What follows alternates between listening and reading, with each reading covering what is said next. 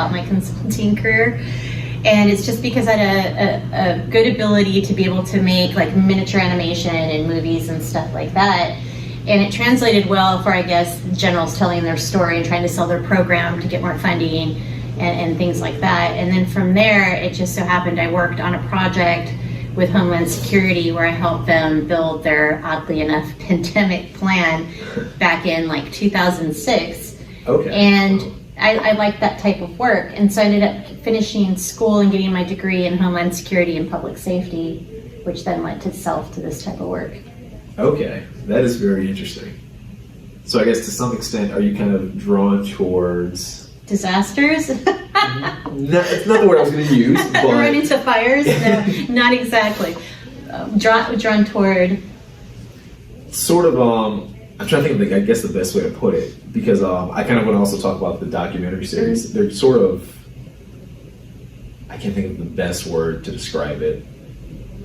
But like kind of with the whole pandemic planning and sort of that kind of career in general. I think helping people. I think that I would say I have, you know, my father had a very,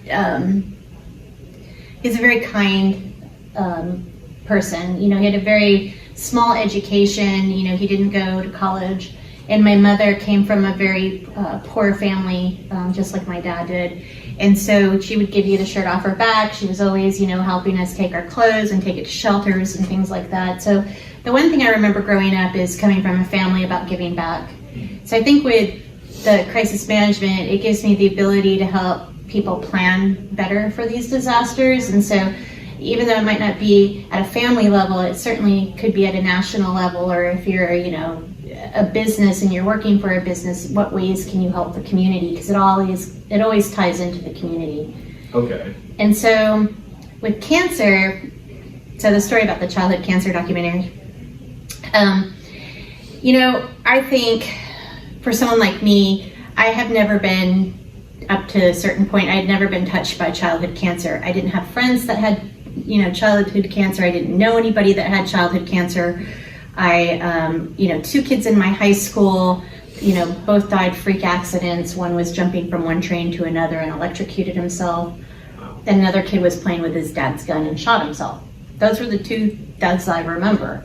And then I moved to the States, and, you know, I don't know anybody suffering from, you know, breast cancer, obviously. And then we moved up here, and it was when I had my daughter and we moved to Ashburn, was the first time I remember, other than smiling bald kids in advertisements, really seeing a kid with cancer. Yes. And I remember putting change in a jar, and I talk about it in the documentary. I put change in a jar and I go about my day, and I never give it another thought again. Yeah. That was Declan Carmichael. And so a couple years later, really, a family moved on the street. I became very good friends with the mother and the family, and, you know, our kids played together, and her son gets diagnosed with cancer, and not just cancer, like one of the deadly cancers, like the really bad ones. You know, they're all bad, but I mean, the odds of survival were very, very small.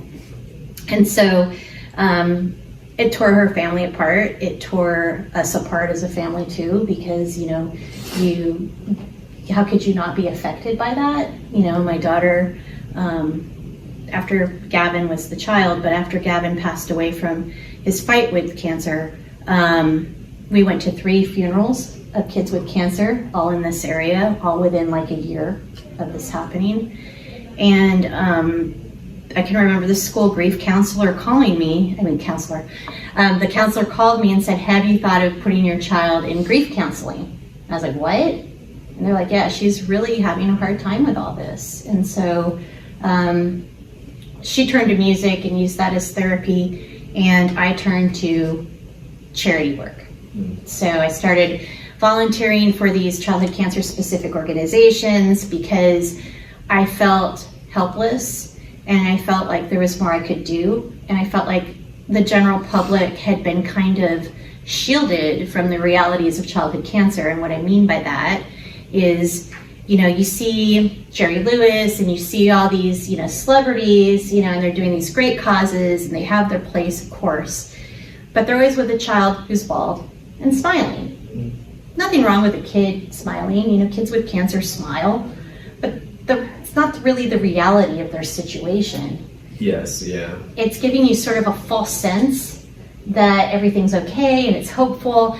And, you know, the fact is hope sells. Hope and, you know, positivity and things you don't have to, you know, be concerned about and be upset over will get more attention. And so that's one way to tell the story. I wanted to be the person that said, you know, yeah, that's one way to tell the story. Not all kids die who are diagnosed with childhood cancer, but it's also not rare as we think it is. We're also not funding it as much as we think we are for treatment and research. And it's also not, God, I just lost my train of thought. Give me a second. It's like, come on. Yeah, I completely forgot what I was going to say. I know. Completely spaced. Sorry. No, it's no problem. When I did watch the documentary, I think one thing that you kind of, at least for myself, I never really think about childhood cancer at all. I guess luckily I haven't had too much experience with anyone super close that has had cancer. But I remember there was one section where I think, if I recall correctly, the one gentleman said that even if they take chemotherapy, they may extend their lives by about 6 years or so, which to me was interesting because in my mind I'm always thinking, oh, chemotherapy, if they catch it early. I'm very ignorant when it comes to cancer overall. But you're not. See, that's my point, is that you kind of understand, you're told as the general public, you're painted this picture, and you're painted it by NCI and NIH and the federal government, like, look, we're doing research for these kids. You look at St. Jude's and you look at St. Baldrick's and you look at the other big hospitals that, you know, are always doing these great research projects and things like that, and that's wonderful, don't get me wrong. But NIH and NCI fund about, and this number is controversial, 4% of the money for cancer research is earmarked specifically toward children with cancer. And I think you remember from the film that they talk about how a child's body and how they handle treatment is different from how an adult would handle treatment. And we're expecting them to react the same way as adults, and that's not the case. Yeah. Because they're growing bodies. Yes. And childhood cancer is like, a doctor told me this, he said, it's like comparing Parkinson's and Alzheimer's, childhood cancer and adult cancer. So adult cancer research doesn't necessarily mean that childhood cancer benefits from it. Yeah, you can't use research on adults. That's correct, yeah. To benefit children. So you have to kind of do separate research for children. Which is interesting, because I would have never, I guess it makes sense after you hear it out loud, but I would just assume, oh, it works on adult humans, why would it not apply? I think that's probably what everybody probably thinks that logically, because they don't understand the differences, and they don't understand, like with children, it's more than likely not environmental. So it's, you know, as adults, they say if life expectancy was extended and we cured some of these other diseases or whatever, we'd all eventually die from cancer at some point because of our exposure to the sun and our environment. Okay. A child who's 3 doesn't have bad habits, hasn't been exposed environmentally that long, and so that's why those pieces don't make sense, you know. And did they, maybe this was in the documentary, I might have just forgotten, did they say exactly what the major causes of childhood cancer are? So, I mean, there's theories. They don't know for sure. I mean, there's a lot of research that's going on to identify like the genetic markers and things like that. That's ongoing. That's why we need money. We need to figure out what causes these kids to get cancer. And in some families, you can have siblings where one will have a type of childhood cancer and another one can also get cancer, but it's a different type. It's not the same type of cancer. That was a family that was out in California. That happened. They lost one of their sons and daughters, 2 different cancers. So I mean, it's crazy when you think about it, right? Yeah. So enormous. But you know, and there is hope to the story. So you know, one of the things that I really set out to do, and Christy Gatto, the director of the series, and it was her production company that produced it.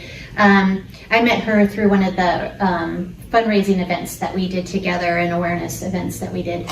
And she was looking for a project to do, and I was like, oh, you know, I think we could tell this story in a different way, because every story we've seen is always follows a child from start to finish, and it never kind of shows you a 360 sort of angle of it. Like, what do the doctors think? What does the parent think? What do the friends and siblings think? Mm-hmm. You know, as a kid goes through this. And it's interesting to me too, is, you know, as an outsider, which I definitely am, and this community embraced me, you know, with open arms, because they just want their story told. It's interesting to me that they would, that you talk about a child and an adult, and they can both get cancer, and an adult gets cancer later in life typically, mm-hmm. right? And so their contribution to society is going to be a lot less, because generally when they're diagnosed, they're heading like toward the retirement age and things like that. Okay. The majority. Yes, yeah. And so for a child who's starting out, you know, childhood cancer is the #1 cause of death to children by disease.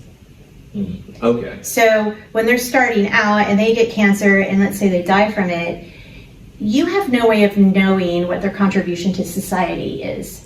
Yes. It's potential contribution mm-hmm. lost. Exactly. Whereas the adult, mm-hmm. more or less, they've been in. They've contributed. And, yeah.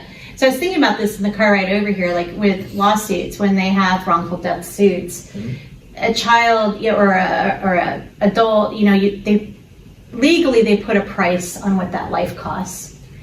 But the people that survive that person are like, you know, how can you can't put a dollar amount on that, right? So how can you put a contribution percentage on that child to what they contributed to society, or could have, their potential?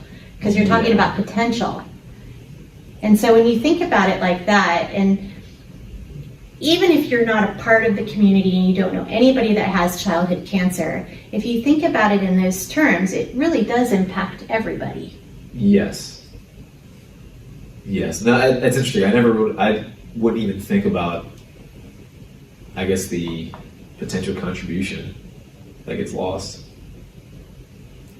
I guess, have you heard of anything recently where they're trying to, I guess, add more funding towards childhood cancer at all, or? They're constantly trying to add more funding to childhood cancer. I mean, so what happens is, typically it's the family and friends of a child who's diagnosed with cancer. They will typically set up a nonprofit. And that's usually to help the family sometimes pay for medical bills and things that insurance won't cover, and stuff like that. If the child dies, then usually what happens is that organization then becomes the child's legacy. So now the parents don't want their child forgotten, and they want to not have other families suffer and go through the same thing. Ways to contribute and to help other families and help other children that are diagnosed. So what you get is you get a large amount of these very, very, very small organizations, right? Which is different than other cancers. For the childhood community, I think it's because with a child, you seem to want more meaning to their life, and so I think you're more compelled or drawn toward doing something physically about it, right? Yes. And so you spring up all these little organizations, and they all raise money for something. Generally, it's either research or ways to help with quality of life. Whether it's comfort kits, whether it's, you know, hats to help kids who have bald heads to cover them, you know, or even IV bags to cover the chemo, because the chemo can be so scary. I mean, there's all these different things, right?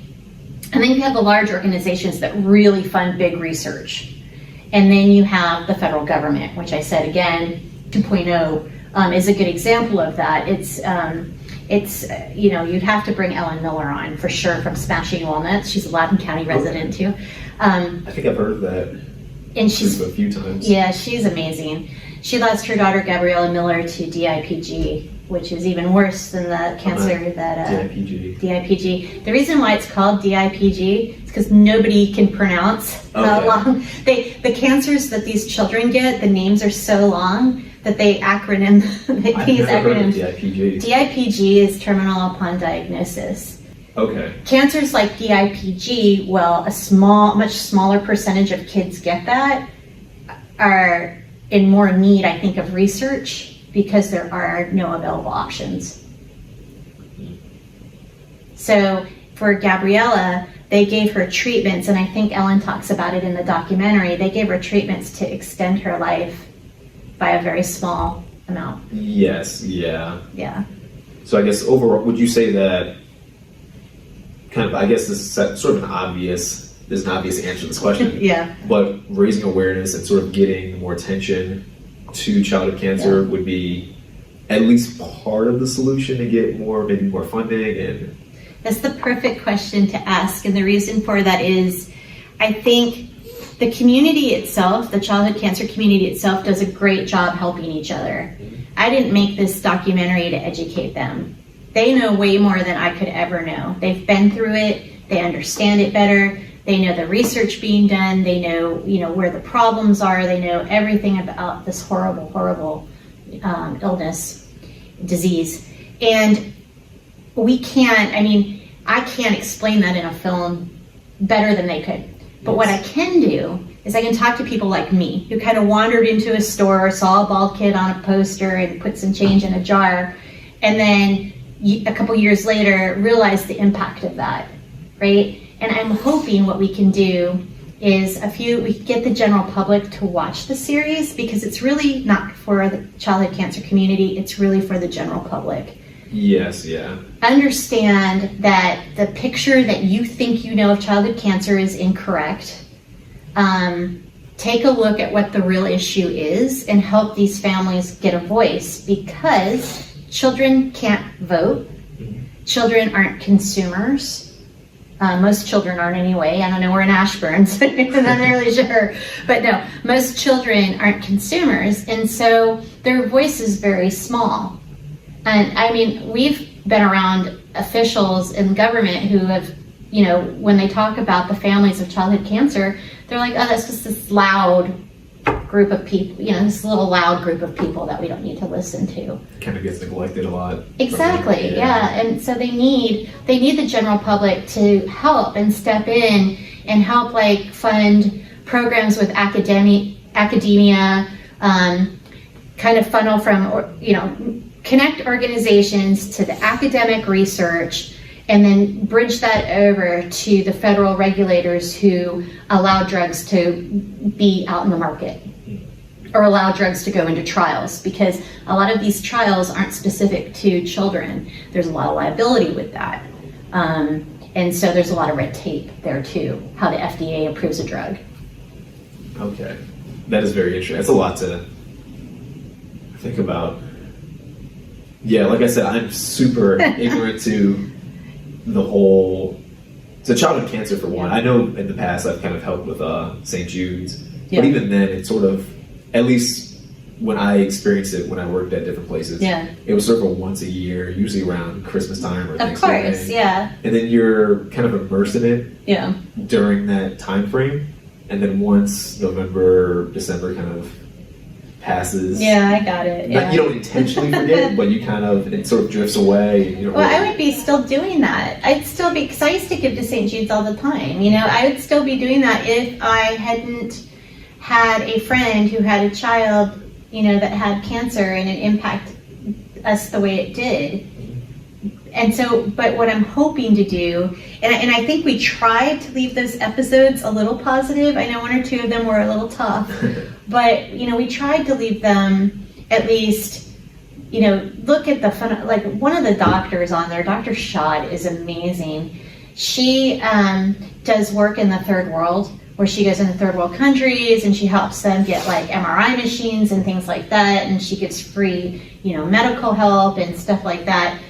And we need more Dr. Shads. You know, we need more, you know, doctors that are willing to do this kind of work and, you know, really put themselves out there. And she works with not a nonprofit organization and does all this great stuff. And then you have Teresa Beach, who literally is a NASA rocket scientist, but a mother, unfortunately, a mother of a child that passed away from cancer.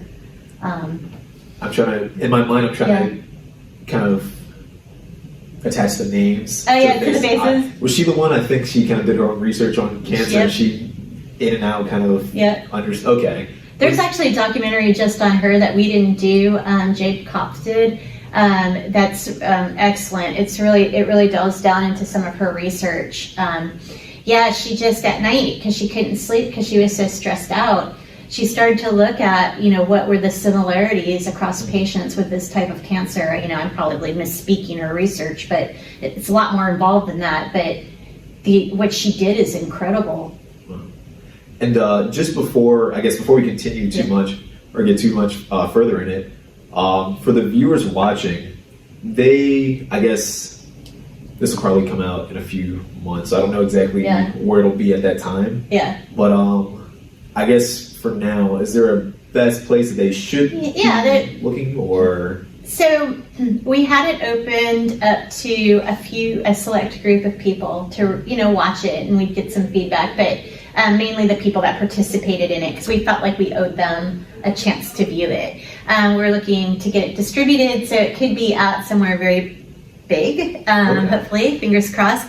However, for now and always in the future too, riskitproductions.com. And if you can also get there from going to thepromisedoc.com. Okay. And just go to projects, and under projects, you select The Promise. And there are 5 episodes. They're about 15 minutes a piece. And then we did a proof of concept film before we did the DocuSeries, which is about 33 minutes long, and it's about one child named Elizabeth Widener. Yeah. And then we did a series of, like a mini series. And a lot of the Northern Virginia families and doctors are in that film series. Huh. Okay. And what I'll do too is I'll leave a link when this video does come out. There'll be a link to wherever it is, just in case it's somewhere different at the time of. Yeah, that's perfect. That'd be great. Thank you. So they'll be able to find it. I do highly recommend you watching. If you're watching this, you should watch the documentary series. It is very sad. I try my best to not cry. You did good. You did good. It is a very good series. I highly recommend you watch it. I do kind of want to ask a little bit more about, I guess, how you got into doing, I guess, documentaries in general. Yeah, I mean, it really was just what I said, that, you know, I have this background in graphic and multimedia, and I've always been interested in documentaries. And I had a project that I was in the process of doing where I gave families and oncology nurses iPads to kind of do these vlogs, right, little posts. And I was going to put them together and stream them. And vlogs as in typing, or vlogs as in like video, like vlogs, yeah. Okay. Vlogs, whatever they're called. I'm dating myself. No, but and I thought, you know, it'd be like a journal entry, and then I could show it from a bunch of different perspectives, and, you know, that was my initial concept. And we did it with a few kids and a couple of oncology nurses, and it just was too much footage, and it was bad quality depending on, you know, who was doing it, because it's an iPad, and, you know. And then we tried GoPros to work it with GoPros to see if we gave out GoPros, you know. And we had this one girl in Utah who did this amazing job with her GoPro footage, and you know, I put it online, and it just kind of petered out. And so when Christy was looking for a project to do, because she had, you know, she has a degree in film, she went to film school, I should say, and she was looking for a project to do, and she wanted to do a documentary. I was like, Christy, I got an idea. And that's how it really started. I mean, we raised all the money ourselves. We did it through the community. We didn't take money from the childhood cancer community because they're always funding their own initiatives and efforts. We turned it into a nonprofit project, and we got local businesses to contribute some cash and, put their credits and things like that in the film series. And we were able to raise enough money to do our proof of concept and our 5 mini episodes that we did. Okay.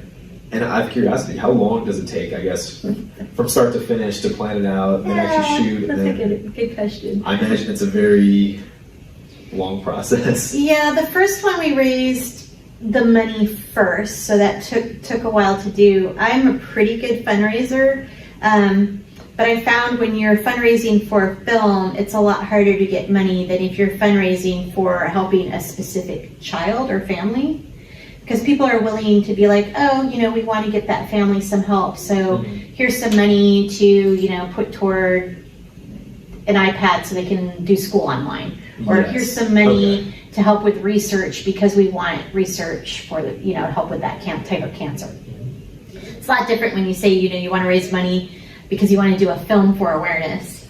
Yeah, I imagine having maybe a face or a specific name, people probably, there's a little bit more familiarity, I imagine. And if you kind of just say film, I don't know, maybe people it kind of passes through there.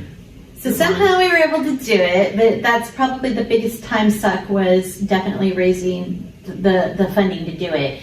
And then for the DocuSeries, it was the same way. We wanted to raise the money up front so that we didn't waste anyone's time. Okay. And then we filmed in like 3 days. Wow, that was 3 days? Yeah. Wow. We did it in like Christy lives up in New Jersey. Her production crew, I think, was from New Jersey as well. And they came down here and we just back to back to back to back. Wow. So it was Baltimore, DC, Ashburn, and then one of the director of cinematography actually ended up moving to LA, and then he drove to another interview out there that we set up, and we were literally it was Janet Demeter. I was asking her questions by phone while he was filming. Wow. That is a lot for 3 days. That's very impressive. It speaks to Christy and Maria and Brendan. So, they were a great crew to work with. Yeah, when I saw it, in my mind I'm thinking, okay, this took probably at least, I would have thought at least for some segments, months or weeks, just kind of get people on board and figure out, I guess, research-wise what's going to be in the video, maybe in the series, and plan it out. Well, we had a lot of footage. Thankfully, that's the part I was not involved in because I would have included everything. That's why it helps to have somebody know what they're doing because they can edit it down. And so they're not married to it like you are. So they made the hard choices. I didn't have to make those. But, we sat there and wrote out all the questions. We did the research on what questions to ask. When we interviewed Joe Baber and Donna Carmichael, they're both grandparents, separately of children that, had childhood cancer and passed away. And Joe, he knows every dollar, nickel, dime in the federal funding stream for childhood cancer. He's a fierce force to deal with. Grandparents with time on their hands, no joke. No joke, yeah.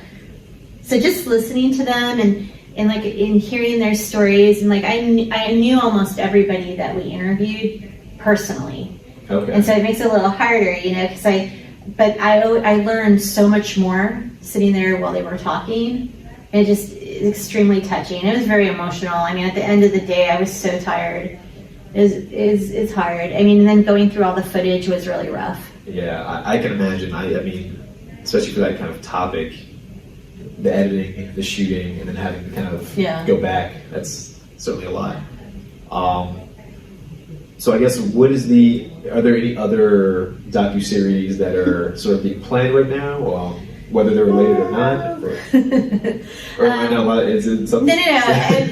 So what I would say is this, our main goal right now is to get this series to a mass audience. So we're trying really hard to find what avenue makes sense and is doable to do that. And then the hope is the interest from that would drive another project that we may or may not have ideas on. But I would say this isn't the last documentary, for sure. Okay, on this topic, or I don't know if I don't want to pry too deep. No, I would say probably along the same lines, but a different spin. Okay. Maybe. Yeah. Okay. Was there anything else that I missed that you wanted to share with the viewers? Yeah, that was a lot of talking.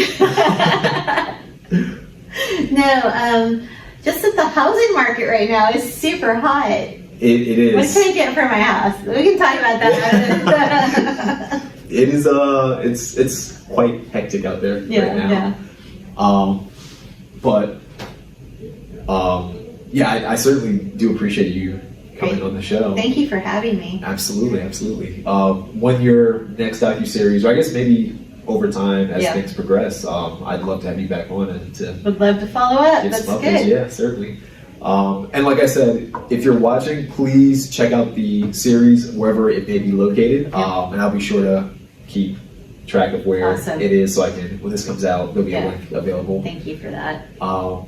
What's the best place for the viewers, I guess, to find you if they want to reach out to say hi or to ask you any questions? We have a page on Facebook. Again, The Promise Doc. You should be able to find that. And Christy and I monitor everything on that page, so you can reach out directly there. Or Donna at riskitproductions.com also. Okay. All right. Thank you so much, Donna, Thank for you. being on the show. Hope you guys enjoyed the video. Be sure to reach out to Donna to say hi, say thank you, to support the docuseries. Until next time, guys, take care.